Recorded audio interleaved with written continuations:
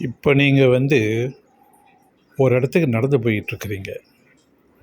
அப்போ திடீர்னு உங்கள் முன்னுக்கு ஒரு உருவம் திடீர்னு காட்சியளிக்குது.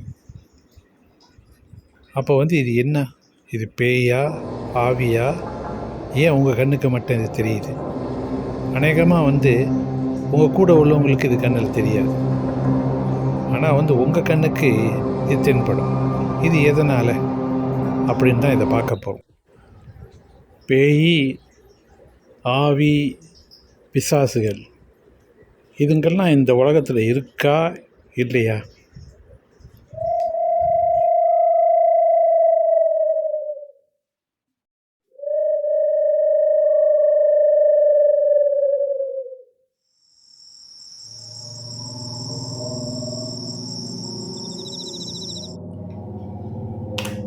அதாவது இந்த ஆவிகள், பேய்கள், அப்புறம் இன்னும் மற்ற என்ன சொல்கிறது, தேவதைகள், ஒரு ஆளுக்கு கண்ணுக்கு அது காண முடியுது அப்படின்னாக்கா அதுக்கு ஒரு காரணம் இருக்குது. அப்போ என்ன காரணம் அப்படின்னாக்கா 3 பிளானட்ஸ். இந்த 3 பிளானட் தான் மெயின்லி ரெஸ்பான்சிபிள். அதாவது இவங்க தான் முக்கிய காரணம். அதாவது ஒரு மனிதன் இந்த ஆவிகளையும் பேய்களையும் காணறதுக்கு. ஸோ இதை தான் நம்ம இந்த வீடியோவில் டிஸ்கஸ் பண்ண போகிறோம். ஸோ அதனால் நீங்கள் இந்த வீடியோவை கடைசி வரைக்கும் பாருங்கள். அப்போ உங்களுக்கு புரியும் எதனால் ஒரு ஆள் இந்த எக்ஸ்பீரியன்ஸ், அதாவது இந்த மாதிரி ஒரு சம்பவத்தை அவங்க உணர்றாங்க அப்படின்னு. ஸோ அதனால் நீங்கள் இந்த வீடியோவை பார்த்துட்டு வாங்க. நிச்சயமாக உங்களுக்கு ஒரு அண்டர்ஸ்டாண்டிங் வரும். பேய்கள் இல்லை ஆவிகள் எந்தெந்த இடத்துல இருக்கும் அப்படின்னாக்கா ஒன்று நம்ம எப்போவுமே பார்ப்போம். ஆளுங்க நம்மளுக்கு சொல்கிறது, அதாவது ஹாஸ்பிட்டலில், மெயின்லி ஹாஸ்பிட்டலில் மெனி பீப்புள், அதாவது ரொம்ப பேர் இதை பார்த்துருக்காங்க. இந்த பேய்கள், ஆவிகள் இந்த மாதிரி. அதே நேரத்தில் இந்த என்ன சொல்லுவாங்க, இந்த கிரேவியார்டு சொல்லுவாங்க, இடுகாடுன்னு சொல்லுவாங்க. ஸோ இங்கே ரொம்ப பேர் இந்த மாதிரி ஒரு எக்ஸ்பீரியன்ஸை பார்த்துருக்காங்க, இல்லை அனுபவிச்சிருக்காங்க. இதை பல பேருக்கும் சொல்லியிருக்காங்க. என்கிட்டையும் பல பேர் இதை பற்றி டிஸ்கஸும் பண்ணியிருக்காங்க. அப்புறம் சாலை ஓரத்துலேயும் இந்த மாதிரி ஒரு சம்பவத்தை சில பேர் சந்திக்கிறாங்க. அப்புறம் சில வீடுங்கள், பழைய வீடுங்கள், அதாவது இந்த வீட்டில் ரொம்ப காலமாக ஆளுங்க இல்லாமல் அந்த வீட்டை அப்படியே விட்டுட்டாங்க அப்படின்னா, அபெண்டன் பண்ணிட்டாங்க அப்படின்னாக்கா அந்த வீட்டுகள்லேயும் இந்த ஆவிகள் போய் இருக்கிறதுக்கு வாய்ப்பு இருக்குது. ஸோ அந்த வட்டாரத்தில் நீங்கள் பார்ப்பீங்க, ஒரு நேரத்தில் இந்த பேய்கள் நடமாடுறது கண்ணுக்கு தெரியும் சில பேருக்கு. சரிங்களா? ஸோ அப்புறம் என்ன சொல்கிறதுனாக்கா, இந்த சில பேர் சொல்லுவாங்க, நான் கோயிலில் ஒரு பகுதியில் ஒரு உருவத்தை பார்த்தேன் அப்படின்னு சொல்லுவாங்க. அதே நேரத்தில் சர்ச்சிலும் பார்த்துருக்காங்களே, மாஸ்க்லேயும் இருக்குது. மாஸ்க்னா மசூதி. பேய்களோ ஆவிகளோ இல்லை ஹோலி பீயிங்னு சொல்லுவோம், தேவதைகள். இதை இங்கிலீஷில் எத்தீரியல் ஸ்பிரிட்ஸ்ன்னு சொல்லுவாங்க. ஸோ இந்த மாதிரி எத்தீரியல் பீயிங்னு சொல்லுவாங்க சில இடத்துல. ஸோ இந்த மாதிரி சில பேருக்கு இந்த மாதிரி கண்ணுக்கு தென்படுறது உண்டு. சில பேர் இதை அடிக்கடி இதை சந்திப்பாங்க. சில பேர் எப்பயாவது ஒரு தரம் சந்திப்பாங்க. அதுக்கும் சில காரணங்கள் இருக்கு. சரிங்களா? அதையும் நம்ம பார்ப்போம். ஸோ இந்த வீடியோவை நீங்கள் என்ன செய்யுங்க, பார்த்துக்கிட்டே வாங்க. நான் உங்களுக்கு இந்த டீட்டெயில்ஸ்லாம் கொடுக்குறேன். இதில் நான் ஜோதிட முறையில் நான் உங்களுக்கு சொல்கிறேன். ஸோ இதை பார்த்துக்கிட்டே வந்தீங்கன்னா உங்களுக்கு ஒரு விழிப்புணர்ச்சி ஏற்படுறதுக்கு வாய்ப்பு இருக்குது. அதனால் வந்து ஒரு ஆள் ஏன் இதெல்லாம் வந்து பார்க்குறாங்க, அது அது அந்த காரணம் உங்களுக்கு தெரிய வரும். முதல்ல வந்து நம்ம 3 கிரகத்தை பார்க்கணும் அப்படின்னு நான் சொல்லியிருந்தேன். அதாவது யார் இந்த கிரகங்கள் அப்படின்னாக்கா, ஒன்று வந்து ராகு, அடுத்தது வந்து கேது, அப்புறம் 3ஆவதாக வந்து சனி பகவான். சந்திரனையும் அதில் வந்து ஆட் பண்ணிக்கலாம். ஸோ இந்த கோள்கள் தான் வந்து இந்த தாக்கத்தை வந்து கொடுக்குறவங்க. அதை எப்படி கொடுப்பாங்க அப்படின்றது தான் இப்போ நம்ம பார்க்க போகிறோம்.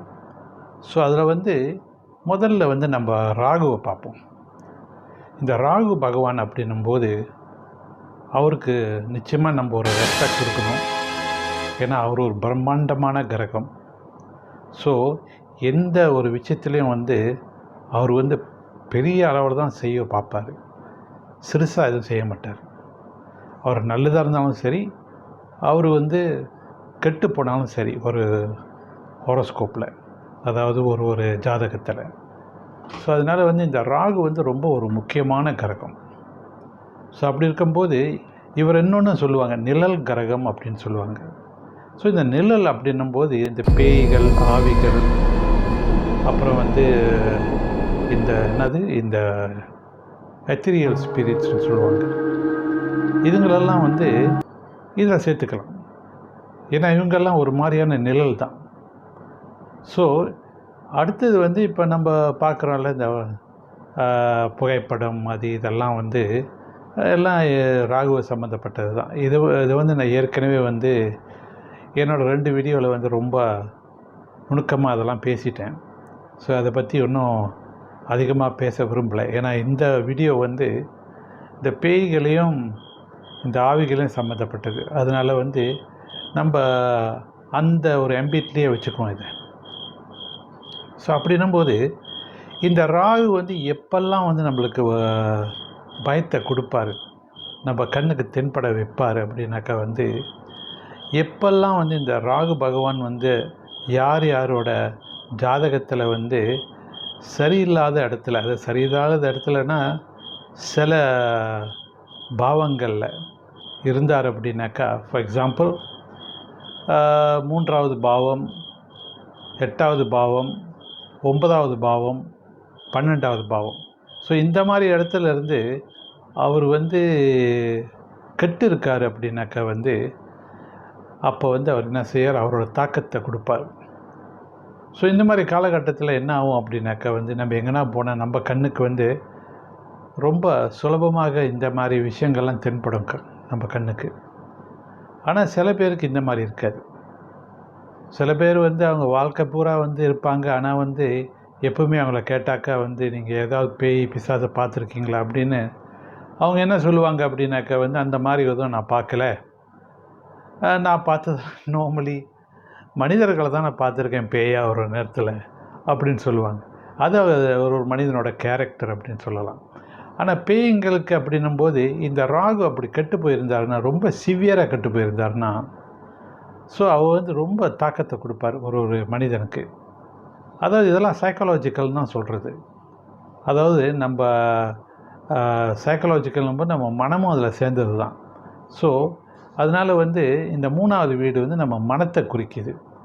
அப்போ அந்த 3வது வீடு வந்து ரொம்ப வீக்காக இருந்துச்சு அப்படின்னாக்கா வந்து நம்ம ஜாதகத்தில் அந்த விஷயம் வந்து ரொம்ப அழுத்தமாக இருக்கும் நம்மளுக்கு அப்படின்னு சொல்லலாம். ஸோ அதனால் வந்து இந்த ராகு வந்து 3வது வீட்டில் இருந்து அவர் கெட்டு போயிருந்தார்னா, ஸோ நம்ம மன அழுத்தம் நம்மளுக்கு ரொம்ப நிச்சயமாக வந்து அது வந்து ஏற்படும்.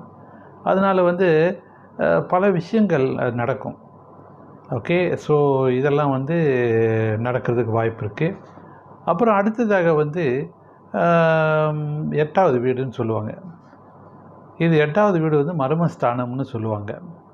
ஸோ அப்படி இருக்கும்போது இதுவும் வந்து கெட்டு போயிருந்தாக்கா வந்து ராகு பகவான் அங்கே இருந்தார் அப்படின்னாக்கா வந்து பல பிரச்சனைகள் வரும். அதாவது வந்து பேய் பிசாசு மட்டும் பார்க்க மாட்டாங்க, மற்ற நெகட்டிவ் விஷயங்கள், வேணாத விஷயங்கள். அதாவது வேணாத விஷயங்கள்னால் நம்மளுக்கு அதெல்லாம் வந்து விருப்பம் இருக்காது அந்த மாதிரி விஷயத்தில். அதெல்லாம் வந்து ஏற்படும் நம்மளுக்கு.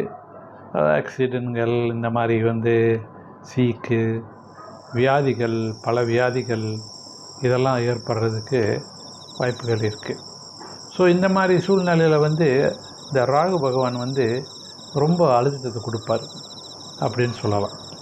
ஸோ அடுத்ததாக வந்து இந்த 9வது வீடுன்னு சொல்லுவாங்க.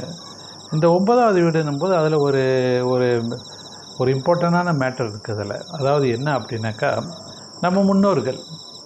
அப்போது இந்த முன்னோர்கள் அப்படின்னும்போது, அதாவது நம்ம தாத்தா பாட்டி இவங்கெல்லாம் இருக்காங்களே, இவங்கெல்லாம் வந்து இவங்கள தான் நம்ம முன்னோர்கள்னு சொல்லுவோம். அப்போ அவங்களுக்கு முந்தி வந்தவங்கெல்லாம் முன்னோர்கள் தான்.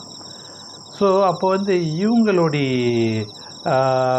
விஷயங்கள் வந்து அங்கே நடக்கும். 9வது வீடுனாக்கா, இப்போ ராகு 9வது வீட்டில் இருக்காருன்னு இவங்களுக்கு வந்து இந்த மாதிரி ஆளுங்கள்லாம் வந்து கண்ணுக்கு தென்படுவாங்க. ஸோ அப்படி இருக்கும்போது வந்து இவங்கெல்லாம் வந்து ராகு நல்லா இருந்தாக்கா அவங்க நிச்சயமாக வந்து சில வழி காட்டியாக இருப்பாங்க. சில விஷயங்களை நம்மளுக்கு சொல்லுவாங்க. அதாவது வந்து நம்ம அதை வந்து ரியலைஸ் பண்ணுவோம். அதாவது வந்து அவங்க வந்து நின்றுக்கிட்டு அங்கே பேச போகிறதில்ல, நம்ம ரியலைஸ் பண்ணுவோம். நம்ம மனசில் நம்ம ரியலைஸ் பண்ணுவோம் இதெல்லாம். ஸோ அதாவது வந்து இவங்க வந்து நம்மளுக்கு என்ன சொல்கிறாங்க அப்படின்னு. ஸோ அப்புறம் வந்து 12வது வீடு. 12வது வீடும் வந்து ஒரு மரபு ஸ்தானம் தான் அப்படின்னு சொல்லுவாங்க. இழப்பு மரபு ஸ்தானம் அப்படின்னு சொல்லுவாங்க. ஸோ இந்த 12வது வீட்லேயும் வந்து ராகு இருந்தாருன்னா வந்து நிச்சயமாக இந்த மாதிரி பேய் பிசாசுன்ற விஷயங்கள்னு அவங்க கண்ணுக்கு தென்படுறது வந்து ஒரு நம்ம வந்து ஏறக்குறைய உறுதியாக சொல்லிடலாம். ஸோ இப்படி இருக்கும்போது இந்த ராகு வந்து ஒரு ஜாதகத்தில் வந்து நல்லல்லாத பாவங்களை பிடிச்சிருந்தாருன்னா நிச்சயமாக வந்து 3வது பாவம், 8வது பாவம், 9வது பாவம், 12வது பாவம், அவள் அந்த இடத்துல இருந்து அவர் வந்து கெட்ட பாவங்களை கையில் வச்சுருக்காரு. அதாவது இந்த மாதிரி பாவங்கள் இருந்தும் இந்த 8, 12 பாவம் கையில் இருக்குது அப்படின்னாக்கா வந்து அவர் நிச்சயமாக வந்து நம்மளுக்கு இந்த மாதிரி காட்சிகளை வந்து தென்பட வைப்பார். அதனால நம்மளுக்கு பாதிப்பு இருக்கும். ஓகே, பயப்படுவோம். ரெண்டாவது இன்னொரு ரொம்ப இம்பார்ட்டண்டான ஃபேக்டர் வந்து இந்த ராகு வந்து ஒரு பயங்கரமான ஒரு கிரகம். ஸோ அவர் பயமுறுத்துவார். ஸோ பயமுறுத்தல் அப்படின்னும்போது உங்களுக்கே தெரியும், ஒரு ஆள் பயந்துட்டாங்கனாக்கா எப்படி இருப்பாங்க அப்படின்னு. ஸோ இந்த பயமுறுத்தல் அப்படின்றது தான் வந்து அந்த மெயின் இன்க்ரீடியன்ட் அப்படின்னு சொல்லலாம். பயத்தினால தான் வந்து ரொம்ப பேருக்கு பெரிய பாதிப்பு ஏற்படுது. ஸோ அதனால் வந்து இவர் பயமுறுத்துறவர், பெரிய பயமுறுத்துவார் ஒரு நேரத்தில். ஸோ அதனால் வந்து இது வந்து ஒரு ஃபேக்டர் வந்து நம்ம வந்து மனசில் வந்து வச்சுக்கணும் அப்படின்னு சொல்லலாம். சரி, ஸோ இப்படி இருக்க வேலையில் அடுத்தது என்ன பார்க்க போகிறோம் அப்படின்னாக்கா வந்து கேது அப்படின்றவர். கேதுன்றது இன்னொரு கோள் கிரகம்னு சொல்லுவாங்க. இவரும் வந்து இதே கேட்டகரி தான் ஏறக்குறைய. ஸோ அதனால் வந்து நல்லா இல்லாத பாவங்களை கையில் வச்சுருந்தார் அப்படின்னா அதே மாதிரி சொன்ன மாதிரி 3வது வீடு, 8வது வீடு, 9வது வீடு, 12வது வீடு, இந்த மாதிரி வீட்டுங்களில் அவர் இருந்தார் அப்படின்னாக்கா வந்து அவர் கெட்டு போய் இருந்தால் நிச்சயமாக வந்து இந்த மாதிரி தாக்கங்கள் அவர் கொடுப்பார். ஆனால் அவர் வந்து கொடுக்கறது வந்து ராகு போல் பெருசாக கொடுக்க மாட்டார், கொஞ்சம் சிறுசாக கொடுப்பார். அதாவது வந்து சிறிய அளவில் வந்து அந்த விஷயங்கள்லாம் நடக்கும் அப்படின்னு சொல்லலாம். ஸோ அதனால் வந்து இந்த ராகு வந்து தலை பாம்புன்னு சொல்லுவாங்க, கேது வந்து வால் பாம்புன்னு சொல்லுவாங்க. ஸோ அப்படி இருக்கும்போது தலைக்கும் வாளுக்கும் வித்தியாசம் இருக்குல்ல. ஸோ அதனால் வந்து கேது வந்து ஒரு சிறிய அளவில் பயத்தை கொடுப்பாங்க, ராகு வந்து பெரிய அளவில் பயத்தை கொடுப்பார் அப்படின்னு சொல்லலாம். ஸோ நம்ம அதை சொன்னேன்ல முன்னோர்கள்னு, அதாவது வந்து இந்த 9வது வீடு வந்து ராகுன்னும் போது அப்பா சார்ந்த சைடில் உள்ளவங்க முன்னோர்கள். அப்புறம் இப்போ கேதுன்னு எடுத்துக்கிட்டோம்னாக்கா அம்மா சார்ந்த முன்னோர்கள் அப்படின்னு சொல்லலாம். ஸோ இதுதான் வந்து இந்த கேதுவோட தன்மைகள் அப்படின்னு சொல்லலாம். அடுத்ததாக வந்து நம்ம பார்க்க போகிறது வந்து இந்த சனி பகவான். இந்த சனி பகவான் வந்து பயத்தை உண்டாக்குறவர், அவரும் அந்த பயமுறுத்துறவர் தான். ஸோ அவர் வந்து இந்த ராகு கேது போல இல்லை, அவரும் வந்து ஒரு அளவுக்கு பயமுறுத்துறவர் தான். சரி, இவ்வளோ தூரம் நம்ம பேசியாச்சு. ஸோ இப்போ வந்து இந்த பிரச்சனைகளுக்கெல்லாம் என்ன வந்து தீர்வு, இதை தான் நம்ம பார்க்க போகிறோம். ஸோ அதனால் வந்து இந்த கோள்கள், அதாவது இந்த பயமுறுத்துகிற கோள்கள், ராகு பகவான், கேது பகவான், அப்புறம் சனி பகவான், ஸோ இவங்களுக்கெல்லாம் வந்து அந்த தன்மை உண்டு. அதாவது என்ன அப்படின்னாக்கா வந்து ஒரு ஆளை வந்து பயமுறுத்துறது. ஸோ அப்படின்னும்போது நம்மளுக்கு இந்த மாதிரி காட்சிகள், அதாவது இந்த பேய்கள், ஆவிகள், தேவதைகள் நம்மளுக்கு கண்ணுக்கு தெம்படுது அப்படின்னா, அதாவது நம்மளால் அது உணர முடியுது அப்படின்னாக்கா, இதுக்கு வந்து ஒரு வழியை தேடணும், எப்படி இதெல்லாம் வந்து ஓவர் கம் பண்ணுறது அப்படின்னு. இதுக்கெல்லாம் ஒரு தீர்வு தேடணும் நம்ம. ஸோ அப்படி இருக்கும்போது இப்போ நான் என்ன சொல்ல போகிறேன் அப்படின்னாக்கா வந்து, எனக்கு இந்த மந்திரவாதி எல்லாம் பண்ணுறாங்களா அதெல்லாம் எனக்கு தெரியாது.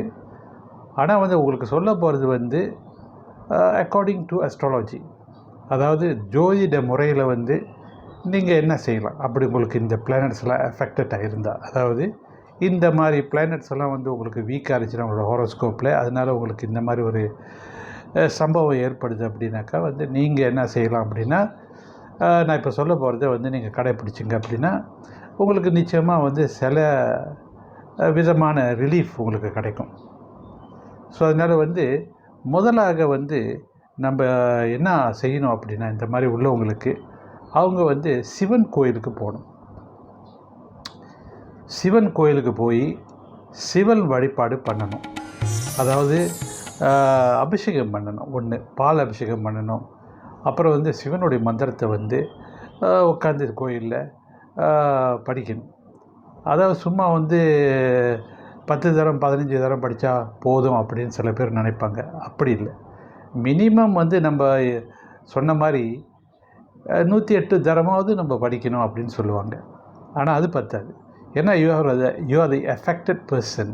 ஸோ தேர்ஃபோர் நீங்கள் என்ன செய்யணும் அப்படின்னா வந்து you will have to spend more time on it. அதாவது நீங்கள் கூடிய நேரம் வந்து அதில் வந்து அமைச்சு உங்களோட மந்திரத்தை நீங்கள் படிக்கணும்.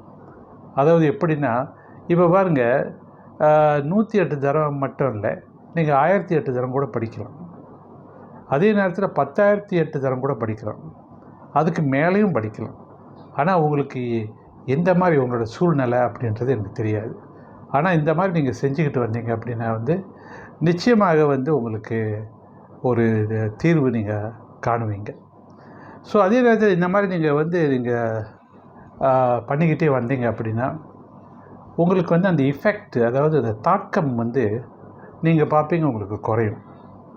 அதாவது டோட்டல் எரடிகேஷன் அப்படின்றது முடியாது. யூ ஆர் ஆல்ரெடி அஃப்ளிக்டட் அப்படின்னு சொல்லுவாங்க இங்கிலீஷில். அஃப்ளிக்டட்னா அந்த பாவமும் சரி, அந்த கிரகமும், அதாவது அந்த கோளும் சரி உங்களுக்கு அந்த தாக்கத்தை கொடுத்துக்கிட்டு இருக்காங்க. அப்படின்னா அந்த கோள்களோடைய தசாவோ புக்தியோ நடக்குது அப்படின்னு ஒரு அண்டர்ஸ்டாண்டிங். ஸோ இப்படி இருக்க வேலையில் வந்து அந்த தசா அந்த புக்தி முடிகிற வரைக்கும் உங்களுக்கு இந்த தாக்கம் இருந்துக்கிட்டு தான் இருக்கும். அதனால் to over come this, what you need to do is to just keep on chanting the mantras. Sivan மந்திரம், சிவன் வழிபாடு, இதை பண்ணிக்கிட்டே வந்தீங்கன்னா ஒரு அளவுக்கு அந்த பிரச்சனைகள் குறையும். அடுத்ததாக நீங்கள் என்ன செய்ய போகிறீங்க அப்படின்னா, திரியம்பகம் மந்திரம். இது வெரி பவர்ஃபுல் மந்திரம். இட் இஸ் அ மந்திரம் ஆஃப் கவசம், ப்ரொடெக்ஷன் சொல்லுவாங்க. ஸோ அதனால் வந்து இந்த மந்திரத்தை வந்து அதே மாதிரி நீங்கள் படிச்சுக்கிட்டு வந்தீங்க அப்படின்னாக்கா, உச்சரிச்சுக்கிட்டு வந்தீங்கன்னா நிச்சயமாக உங்களுக்கு வந்து ஒரு தீர்வு கிடைக்கும். ஸோ அதனால் வந்து நீங்கள் என்ன செய்யணும் அப்படின்னா, இந்த மந்திரத்தையும் சரி, சிவன் மந்திரத்தையும் சரி, நீங்கள் டெய்லி அதை வந்து மறக்காமல் டெய்லி காலையில் எழுந்திரிச்சிட்ட உடனே இந்த மந்திரத்தை நீங்கள் படிங்க. அதே நேரம் த்ரூ அவுட் த டே முடிஞ்ச அளவில் நீங்கள் படிங்க. நிச்சயமாக நீங்கள் வந்து இதில் வந்து ஒரு பெனிஃபிட்டை காணுவீங்க. ஓகே. ஸோ அதனால் வந்து இதுதான் வந்து ஜோதிட முறையில் நம்ம வந்து உங்களுக்கு சொல்ல முடியும். அதுக்கு மேல்பட்டு நீங்கள் வந்து இன்னும் எந்த மந்திரமோ இல்லை வழிபாடோ நீங்கள் பண்ணணும் அப்படின்னா அது உங்களை பொறுத்தது. சில பேர் வந்து ஃபார் டெம்பரரி ரிலீஃப் அவங்க என்ன செய்வாங்க, ஒரு இப்போ சொல்லுவாங்க மந்திரவாதின்னு சொல்லுவாங்க. இந்த மாதிரி ஆளுங்க, அதாவது அவங்களுக்கு சில எபிலிட்டிஸ் இருக்கும். சில அவங்களுக்கு வந்து அவங்க பண்ண ஒரு மெடிடேஷன்லேயோ இல்லை வந்து ஏதோ ஒரு காரணத்தினால அவங்களுக்கு ஒரு சில பவருங்க இருக்கும்னு சொல்லுவாங்க. ஸோ இந்த மாதிரி ஆளுங்களுக்கு பார்த்திங்கன்னா உங்களுக்கு ஒரு டெம்பரரி ரிலீஃப் கிடைக்கிறதுக்கு வாய்ப்புகள் இருக்குது. ஸோ அதனால் வந்து அதுவும் நீங்கள் செய்யலாம். ஸோ அதை நீங்கள் பார்க்கலாம். ஸோ அதனால் வந்து எனக்கு முடிஞ்ச வரைக்கும், எனக்கு தெரிஞ்ச வரைக்கும் நான் ஆளுங்களுக்கு அட்வைஸ் பண்ண பிறகு அவங்க போய் இந்த மந்திரத்தெல்லாம் படித்து ஒரு ரிலீஃப் அதில் பார்த்துருக்காங்க அவங்க. அதாவது ரொம்ப அது வந்து டோட்டலாக இராடிகேட் பண்ண முடியாட்டி கூட அதில் வந்து சில பெனிஃபிட்ஸை அவங்க பார்த்துருக்காங்க. ஸோ அதே மாதிரி உங்களுக்கும் அந்த மாதிரி பெனிஃபிட்ஸ் நீங்கள் பார்க்கணும் அப்படின்றது என்னோடய விருப்பம். ஸோ அதனால் வந்து நீங்கள் என்ன செய்யுங்க, முடிஞ்ச அளவில் இதை செஞ்சுக்கிட்டு வாங்க. அப்புறம் வந்து உங்களுக்கு அதில் ஒரு ரிலீஃப் கிடைக்கும்னு நான் நம்புகிறேன். So with that I would like to say thank you very much for listening, and if you can, you please subscribe to this video, like it, and maybe I can post more videos which will benefit the general public. So thank you so much once again. Bye.